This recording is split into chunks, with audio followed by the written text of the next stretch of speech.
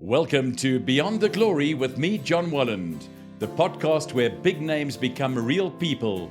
Join me as we peel back the curtain on sporting legends, their wins, their wounds, and the stories they've never told. This is where heroes get human. Wow, what an absolute honor and a pleasure to catch up with a true legend in Jody Scheckter. Jody, thank you very much indeed for your time. Absolutely great catching up with you. It's been a while, but looking great, and thank you very much indeed for your time. How are you doing?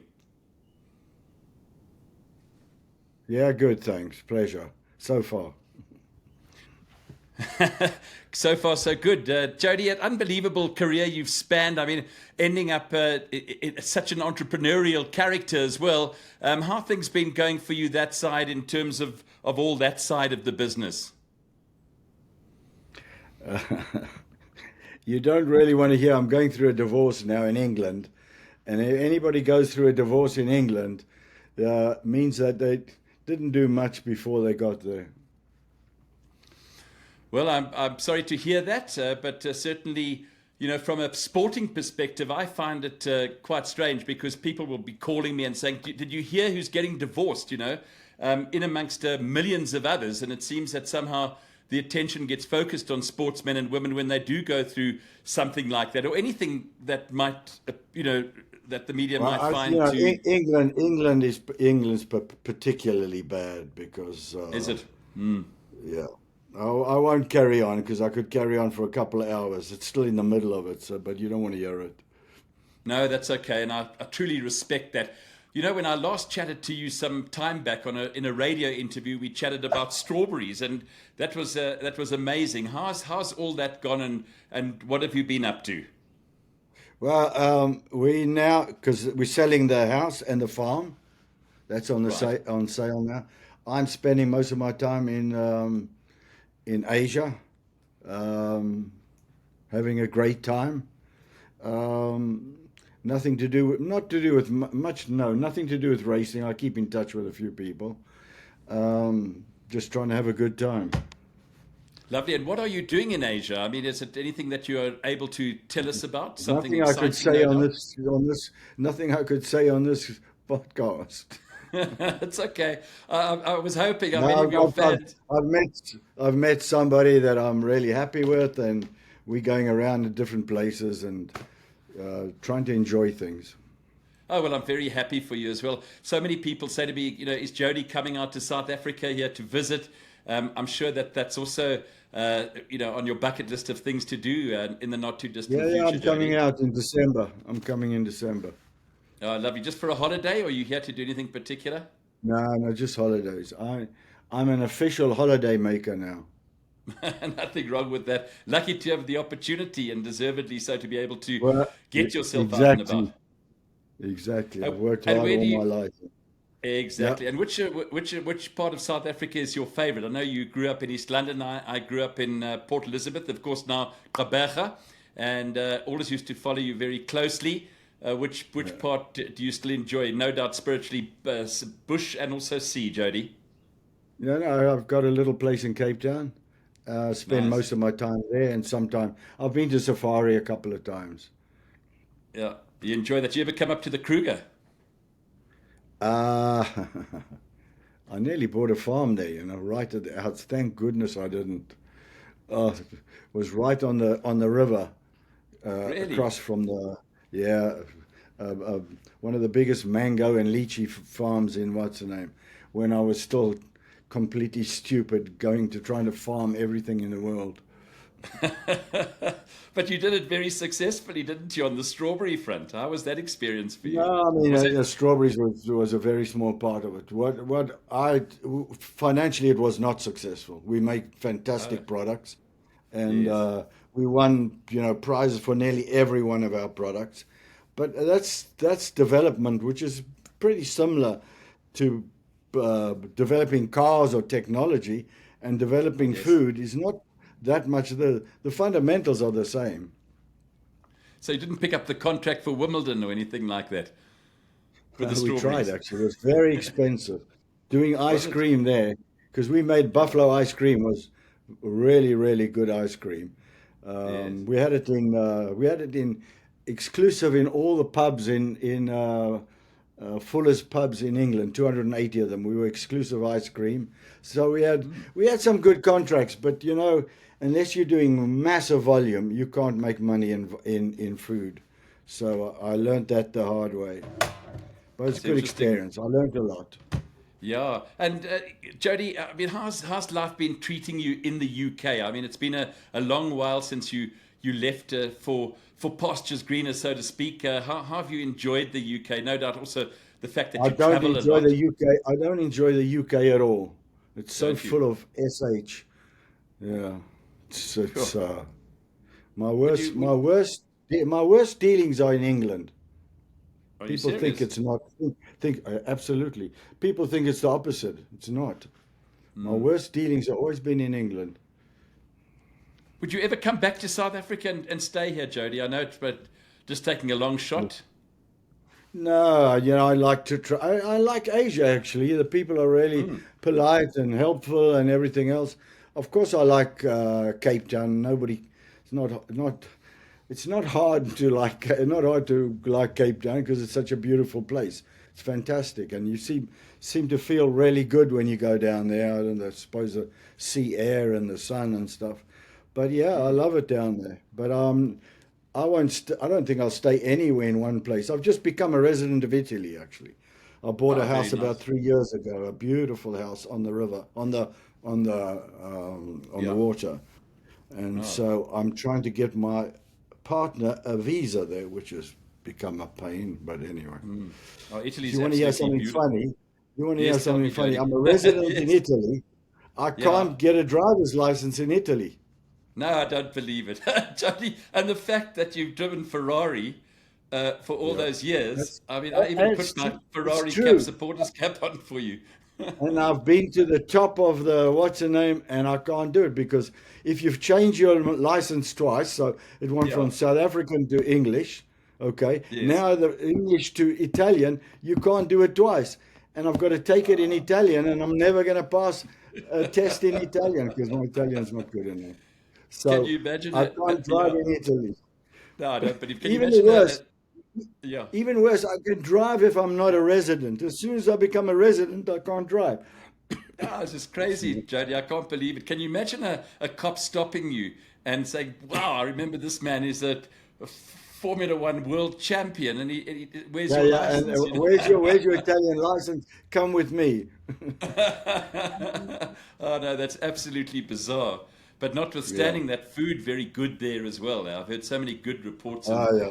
yeah, No, it's a lovely place. Italy's a lovely place. I mean, Mm, it's a lovely way of life. It's a lovely place. Your food's nice. And weather's there's a good. lot of things that are very nice in Italy. Yeah, lovely. Well, Jody, maybe you can take us back to all those years when we look back with fond memories as South Africans. I mean, the beginning, a young boy from East London, South African. What first sparked your love for speed and, moreover, competition? No, I mean, those days were probably the nicest days, the funnest days, preparing my car at the beginning and going out and just and the Renault was we actually trying to build one that's a friend of mine in East London is rebuilding one of the car like my Renault 8, copying it. But yeah, it was fantastic. Used to blow the engine up in practice on the Friday, rebuild the whole thing, and then race on the Sunday. I mean, yeah, yeah, it was fantastic. Yeah. Those It was certainly were always the my best days, time. Yeah, it's a funny thing when I look at cars, little model cars, my little Renault gives me the most pleasure. Oh, that's absolutely fantastic. You remind me so much, and I know I can put this in here, Jody, because my father-in-law is, of course, Paddy Driver. He's now 93, and Oh, I would love him to be here with you because he would be absolutely overwhelmed to be able to chat to you. yeah, But he is still alive, and he, he that's I just wanted doing to well share at with that you that age. he Well, yeah, I just wanted to share with you as my father-in-law and all have spoken very, very highly of you. I mean, maybe you can recall one or two moments with Paddy Driver. yeah, no, they were. He was before me, wasn't he? Yeah, Yes, yeah, yes, that's right. yeah. Quite a I long think he time was before doing you as well. Formula One there at that time, or whatever, 5,000 or whatever it was. Yeah. Yes, yes. John Love, I think, in that sort of contemporary, and Yeah. I think Graham Hill, Jackie Stewart. I think he was also friendly with quite a few of the well-known names as well. You know, Yeah. the Yeah. Yeah. motorcyclists, and yeah, nice. But good to catch up with you as always. I mean, growing up in that apartheid era here in South Africa, what obstacles did you have to face in terms of trying to break into the world of international motorsport? Well, yeah, at one stage they wanted to ban me in a couple of places, but I think because of Formula One, got me in there. Yeah.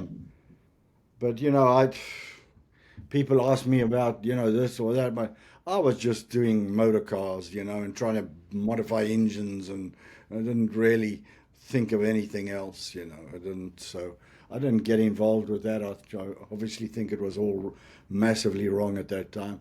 You know, if you were black, you could not assemble an engine at that time. You could take it apart, but you couldn't send it. I mean, when you look back at it and how massively wrong it was. But anyway, Yeah. Yeah. the whole Anyway, world's just a, changing. Not yeah, not very always much for so. the good. Yeah. Yeah, that's true. Did you ever imagine in those early karting and racing days that you'd one day be a Formula One champion? No, I didn't even think about it. Um, I enjoyed modifying cars and doing that, and I drove as hard as I can. I obviously was quite good, but I didn't know that. Um, didn't Unbelievable. think I of mean, they that were. really. I think every formula I got into, when I did well at that formula, then I thought, oh, maybe I can get to the next one. And that started with Formula Ford, Formula Three, Formula Two. When I won Formula Two and Formula One drivers were racing at that time, I thought, well, maybe I'm good enough to do the next what's the name, and yeah.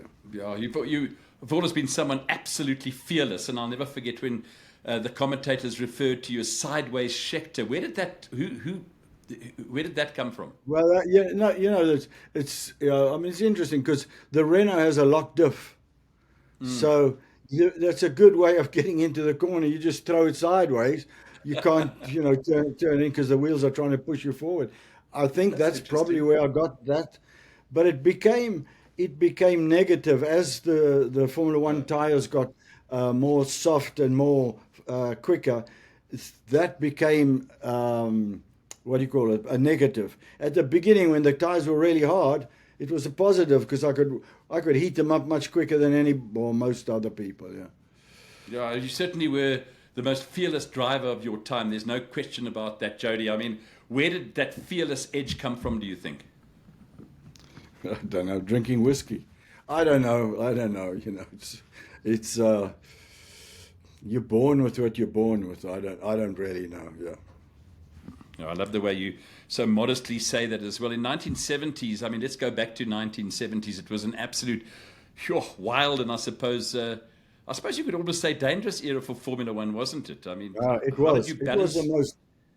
It was the most dangerous because the Yes, cars became so quickly and the circuits were not keeping up. So there was one to two drivers killed every year that's out right. of I mean, 25.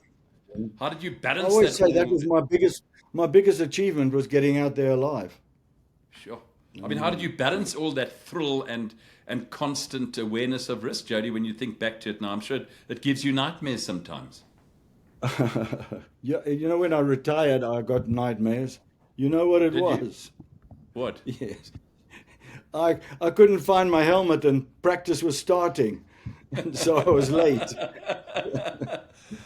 Yeah, I guess that's something that it's like being on radio as well. One of the worst nightmares you can have is being late for a radio show. So that seems to be a constant across many themes, hey, Getting always being on time, getting that's for getting sure. everything ready.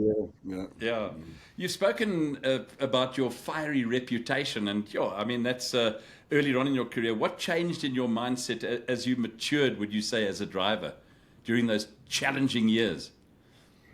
No, I mean, when you start out, you just want to be fast and show that you can beat everybody, and then you got to now I've got to win races, and then I've got to win a championship, and you win a championship by finishing all the time and doing well rather than taking that stupid chance and not finishing. So it was, I suppose, an obvious step if I wanted to be successful. Yeah, who could ever forget back in 1979? It seemed like the other day as well, the World Championship with Ferrari. What does that season mean to you now, all these years later, when you reflect on it? Yeah, there were a lot of seasons that were good. I mean, obviously that won the World Championship. It was tough because Gilles was very quick, and he Yeah. won the first two races, South Africa and I think Long Beach. So I was number one driver and got beaten. So that was pressure. I had to get down and and eventually I was won it. I was lucky as well. What was it like racing and winning for Ferrari? I can imagine the pressure, the passion, all the things that go with it, notwithstanding the expectation factor. Yeah, no. I didn't worry about that. I just did what I can to do the best. The press were massively loved to get the Ferrari team fighting with each other and everything like that. And we just spoke and I said, let's forget all of that stuff. Let's work together, and we did. We didn't worry about it. We had a good team together. I was very friendly with Gilles. We all worked well together. So. It turned out okay. Are you looking to connect your brand with South Africa's top sporting stars?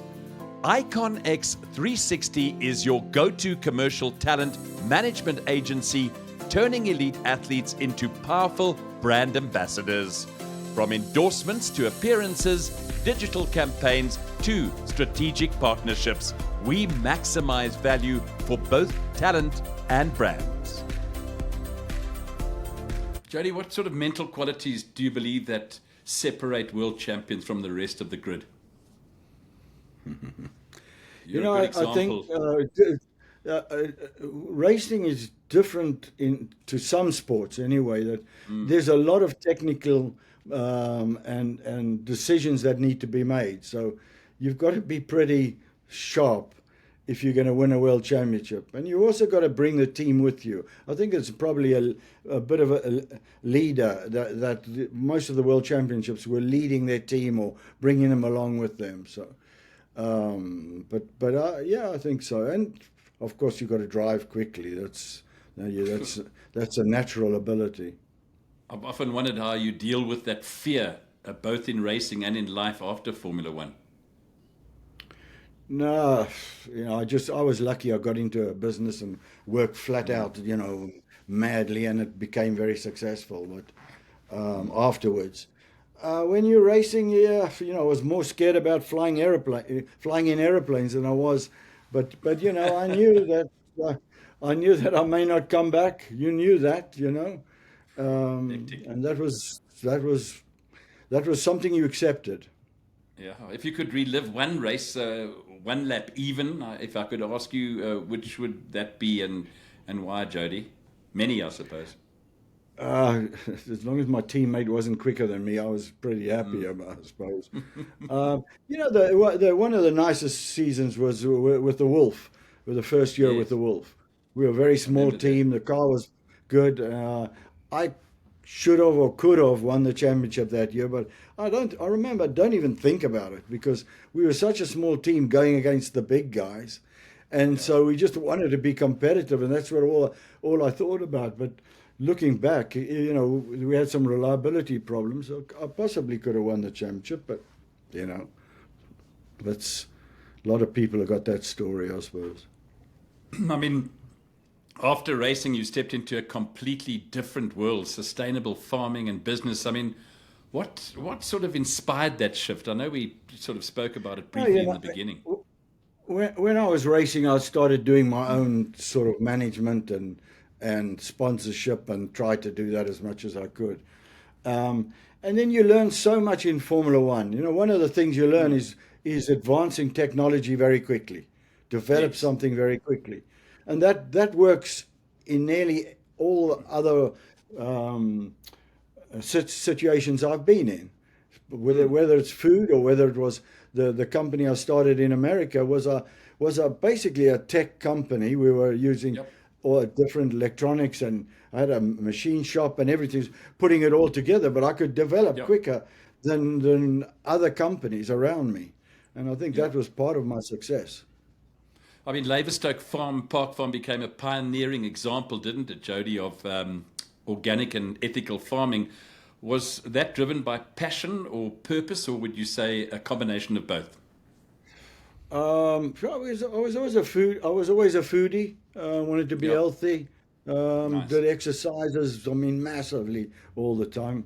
Got into fights in East London, so you had to try and get ready. But yeah, so once I started that, I thought, yeah, make the best food for myself and my family, healthiest. And it started. Then you read books and how to make compost, and then things. When you start looking at a subject, Yeah. the more you learn, the more interesting it gets. Yes. And so I think that's what happened. I used to take books to holiday and say, how do I make compost? And looking up and then researching Amazing. back in history how they made compost in India, and all those sorts of things. Oh, I love that. I love that. As a matter of interest, I was with Gary Player recently. As you know, he's turned 90 and incredible. And you can see he's got so much energy and he's just this incredible man to chat to. But he was also chatting about his diet and stuff like that, And I think if I had a look through that list, which I thought was, I must just try and find it. It was somewhere over here, but I thought it was a very appropriately, I found this on his golf bag. It was so interesting, laminated. He said things like undereat were his priorities, exercise, read, prayer was in there, meditation, things like love, even an ice bath. But gratitude came through there, sleep, laugh a lot, keep busy, have friends, and do things, moreover, that you want to do. Would you also prescribe to that sort of Yeah, listen, ethos? I think he was a lot more pure and good guy than I was. I drank too much whiskey sometimes, and I don't say I was watching him, but I did a lot of exercise. I ate well, Yeah. um, but I think he was much more. I'd say disciplined. I was disciplined in ways, but yeah, I think he just went to that extreme. Yeah, Do you still have a glass of wine and whiskey nowadays, or is that a me. personal question? Yeah. No, yeah, too much mostly. Would you wine or whiskey? What's red You wine, see, white but wine? it's What's your funny. thing? If you do that, I do a lot of exercise. I go to the gym every Yes, day, and I know. You can once in see them how I fit play you look. tennis. Yeah. And if you do that, you've got to work harder at what's name. And you mentioned an 100%. ice bath. The ice Yeah. bath, I think, is fantastic. I do ice bath all the time. You brave. You Sauna, brave. sauna and ice bath. Yeah, yeah. Really? Yeah, it's absolutely fantastic. I can see you fit. You You should go to try gym it. every day. You go to gym every day. Nearly every day. Yeah. Pure I was fantastic. I was gonna go unless you phone me for this thing. I was about to Shane, go. that's very kind of you. I was about to fetch my son. He's writing exams at school. Too much info, maybe, but it's very kind of you. I know you've got a very busy schedule to actually slot me in and to chat as well. I mean, you've spoken openly about your fiery reputation, Jody, earlier on in your career. What changed in your mindset as you matured as a driver, would you say? I don't know, if you want to win a world championship, you got to finish races and you got to win races, and so that's the obvious thing you've got to do. I don't know if it changed. A lot of people think when I saw Francois Savat, and that shocked me, or Ken Tyrrell. I don't know if any of that made any difference at all. Really, it was just if you want to win a championship, you got to finish races and you got to do well. So. I think Jill should have learned that lesson earlier. He probably would have beaten me. Sure. Or could have I beaten don't me. know so much. I mean, that World Championship 79 with Ferrari as well. What does that season mean to you now and all these years later? Well, it's always nice to have been world champion. Um, it means a lot. It means a lot until you get divorced. But Never I mind. want to talk about that. No, that's okay. And may you continue to go from strength to strength in all your endeavors, Jody. What was it like racing for and winning with Ferrari? The pressure, the passion, the expectation, that sort of thing? No, yeah, it was fantastic. I mean, the Italian people are so enthusiastic, but that next year they'll be walking over you to the next guy. So I didn't take that to. I didn't get to what's Yes. the name with that. I just kept my feet on the ground, really. Yeah. Enjoyed as Knowing much as that I could of it. knowing that we're all replaceable at the end of the day, really. You as good as your last performance, I suppose. And like you say, you've got to, from a mental, the mental qualities, Yeah, are some are people important. get excited by being famous and all that. So they live off that. I think I always lived off the fear of losing. Sure. I mean, what mental qualities do you believe separate world champions from the rest of the grid when you talk about what you've just spoken about now, the Well, fear of I losing? think most world champions are probably pretty smart. Mm, Obviously, they can drive and all those types of things, but you don't win world championships. You can win races, but winning a world championship, you've got to get things together unless your car's so yeah. superior. Jody, I mean, what car do you drive now, if I may ask? What car? I've got a little. I bought I bought a Mercedes AMG 45S in Italy. Oh, nice, And I lovely. drive that now and again. As you get older, you don't want noisy, hard cars anymore. Yeah, It's, I know you had a few Ferraris as well in your collection, and I know that you auctioned one or two of those items off. I mean, was that quite a sad moment for you? Did it have a lot of no, emotion?